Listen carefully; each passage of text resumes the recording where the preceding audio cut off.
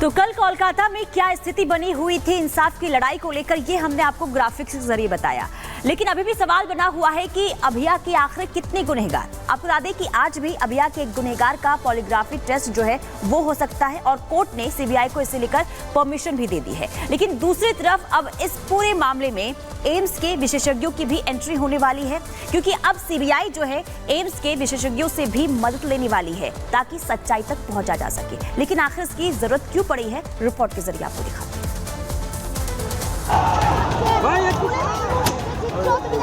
हमने हाथ जोड़ के उन लोगों को रिक्वेस्ट किया था कि आप लोग ईंट मत मारिए।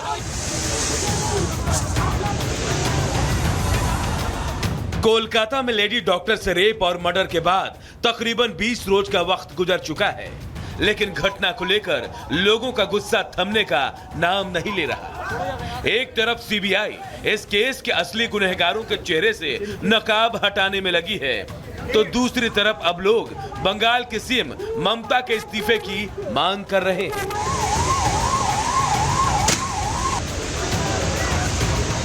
इसी कड़ी में मंगलवार को कोलकाता में छात्रों के विरोध प्रदर्शन के बीच जो हुआ, उसकी तस्वीरों ने पूरे देश को सकते में डाल दिया है।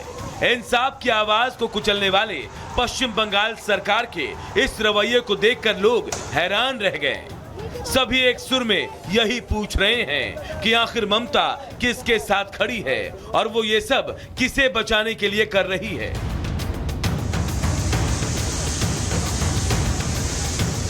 खैर, इन सवालों का जवाब सीएम ममता देने से तो रही, लेकिन इन सब के बीच राहत इस बात की है कि सीबीआई ने आरजी कर अस्पताल में हुए रेप मर्डर केस की जांच तेज कर दी है।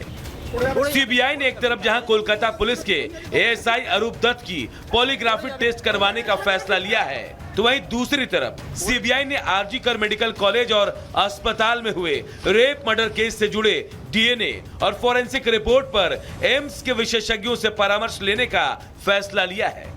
सूत्रों के मुताबिक सीबीआई विशेषज्ञों की टीम से यह समझने की कोशिश करेगी कि क्या संजय रॉय ही एकमात्र आरोपी है या इस जघन्य अपराध में दूसरे लोग भी शामिल हैं। एक तरह से यह साफ हो जाएगा कि लेडी डॉक्टर से रेप हुआ था या फिर गैंग रेप। वहीं एएसआई अरूप दत्त के पॉलीग्राफी टेस्ट की बात करें तो कोर्ट ने सीबीआई को उसके पॉलीग्राफी टेस्ट करने की परमिशन दे दी है। संजय रॉय ने कबूला जुर्म, अब अरूप खोलेगा जुबान। पॉलीग्राफी टेस्ट से होगा रेप मर्डर केस का राजफाश। दरअसल सीबीआई के लिए इस केस में एएसआई अरूप दत्त के पॉलीग्राफी टेस्ट की इजाजत मिलना इसलिए अहम है क्योंकि एएसआई अरूप दत्त ही वो शख्स है जिसके इस केस के मुख्य आरोपी संजय रॉय से बेहद करीबी संबंध रहे हैं। आरजी कर अस्पताल में लेडी डॉक्टर के रेप हत्याकांड के बाद अरूप दत्त ही वो शख्स था जिसके बैरक से आरोपी संजय रॉय को गिरफ्तार किया गया था। ऐसे में सीबीआई को इस बात की उम्मीद है कि अरूप दत्त के पास न सिर्फ इस केस से जुड़े कई अहम राज हो सकते हैं, बल्कि अरूप दत्त आरोपी संजय रॉय के कोलकाता पुलिस के अफसरों से मिली भगत की भी पोल खोल सकता है। बहरहाल सीबीआई ने कोलकाता रेप मर्डर केस में चौतरफा शिकंजा कस दिया है। उम्मीद की जा रही है कि बहुत जल्द अभया के सारे गुनहगारों के चेहरे से नकाब भी उड़ जाएगा। Bureau report, Republic Bharat. तो रिपोर्ट आपने देखी, लेकिन अब जरा ये समझा देते हैं आपको कि आखिर इस पूरे केस में अब सीबीआई जो है आगे क्या करने वाली है। दरअसल आज अरूप दत्त का पॉलीग्राफ टेस्ट जो है वो संभव है, यानी कि एक और गुनहगार का जो है वो पॉलीग्राफ टेस्ट किया जाएगा और सच्चाई जानने की कोशिश की जाएगी, क्योंकि जो अरूप दत्ता है ये संजय रॉय का बेहद करीबी माना जा रहा है। सीबीआई अरूप दत्ता से कई सवाल भी पूछ सकती है। इसके अलावा एम्स के विशेषज्ञों से भी परामर्श लेगी सीबीआई।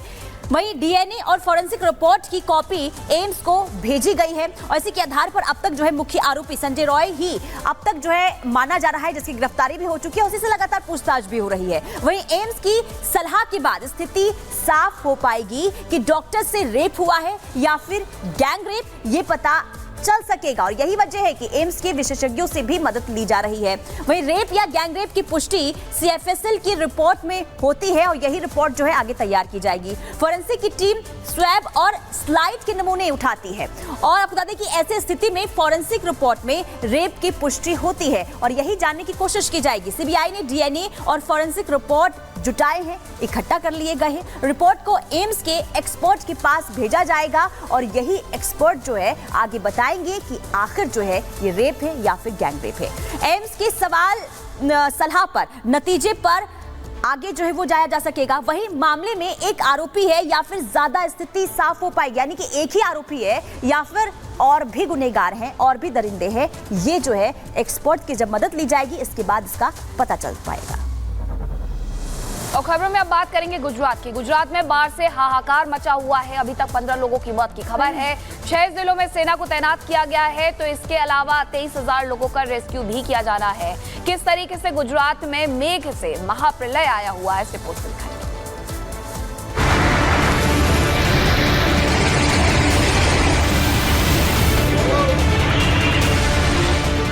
डूबते शहर, मौत का डर,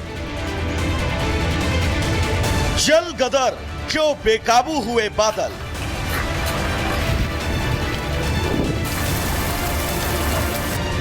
बिपरजॉय तूफान ने पिछले साल गुजरात में तबाही मचाई थी। तूफान से लड़ने के बाद गुजरात पर अब आसमान से आफत बरस रही है। कमर तक पानी, पानी में रेंगती गाड़ियां, उफान पर विश्वामित्र नदी।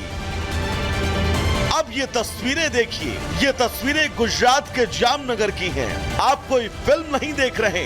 जामनगर में बरसाती पानी में अपने आप तैर कर चली आई पुलिस चेकपोस्ट। गुजरात के जामनगर में पिछले 24 घंटे से बारिश का कहर है। गुजरात में लगातार मूसलाधार बारिश से कई जिलों के हालात बिगड़ गए। कच्छ जिले में अगले 3 दिनों तक सब कुछ अलर्ट पर है। राज्य में सरकार ने कलेक्टरों को सभी अधिकारियों और कर्मचारियों की छुट्टियों को रद्द करने के लिए कह दिया। सतर्कता के तौर पर पूरे राज्य में प्राइमरी स्कूल बंद हैं। मौसम विभाग ने 29 अगस्त तक भारी बारिश का अलर्ट दिया है। 28 अगस्त के लिए राज्य के 26 जिले रेड अलर्ट पर रखे गए हैं। मौसम विभाग का अनुमान है कि 1 सितंबर तक राज्य में बारिश जारी रहेगी। गुजरात में भारी बारिश के कारण रेल यातायात प्रभावित हुआ। वडोदरा मंडल पर भारी बारिश के कारण बाजवा रनौली सेक्शन में अत्यधिक जलभराव के चलते कई ट्रेनें प्रभावित हुई। मूसलाधार बारिश से डैम भर चुके हैं, नदियां खतरे के निशान के ऊपर हैं। हालात ये है कि बाढ़ बारिश से लोगों का जीना मुहाल है। वडोदरा से होकर बहने वाली विश्वामित्री नदी 25 फीट के खतरे के निशान को पार कर गई है। गुजरात के कच्छ में भी भयावह मंजर देखने को मिला। वहां मूसलाधार बारिश से नदियां उफान पर हैं। नदी के जद में जो कुछ भी वहां तिनके की तरह बहने लगता है, चाहे वो सामान हो या फिर पेड़ या फिर आलीशान मकान। यही नहीं, अचानक नदी का जलस्तर बढ़ने से नदी का पानी हाईवे पर आ गया, जिससे सड़क का बड़ा हिस्सा बह गया। अब ये तस्वीरें देखिए, ये कोई नदी, तालाब या झरना नहीं, बल्कि ये सड़क पर अंडरपास है, जहां पानी झरने की तरह बह रहा है और लोग उसका वीडियो बना रहे हैं। ऐसे में अब देखने वाली बात ये होगी कि आखिर ये आफत कब जाकर खत्म होती है। Bureau report, Republic Bharat. तो गुजरात में बारिश से हाहाकार किस कदर मचा हुआ है, आपको बताते हैं कि कहां कहां किस कदर बारिश हुई है। अहमदाबाद की अगर हम बात करें तो 24 घंटे में 13 इंच बारिश हुई है और आलम यह है कि वहां पर सड़कें पूरी तरीके से पानी में लबालब तैरती हुई नजर आ रही है। अहमदाबाद में कई फीट तक पानी भर गया है। डैम के गेट खोलने से स्थिति बिगड़ गई है, हालात बिगड़े हुए हैं। सरदार सरोवर के 15 गेट खोल दिए गए हैं इस डैम के और गुजरात के 7 जिलों में रेड अलर्ट जारी कर दिया गया है। सेना को ऑपरेशन के लिए, रेस्क्यू ऑपरेशन के लिए उतारा गया है। आज 4 जिलों के लिए येलो अलर्ट भी जारी किया गया है और इसी के साथ अभी भी स्थिति वडोदरा में भी वैसी बनी हुई है जैसी अहमदाबाद में बनी हुई है। तो अहमदाबाद में 24 घंटे में 13 इंच बारिश हुई है, लेकिन उसके अलावा अगर हम बात करें तो अहमदाबाद टू कच्छ इसी तरीके से ये स्थिति देखने को मिल रही है। जगह जगह बारिश और लोगों में खौफ। आगे बढ़ेंगे और अब बात करेंगे नाम पर मचे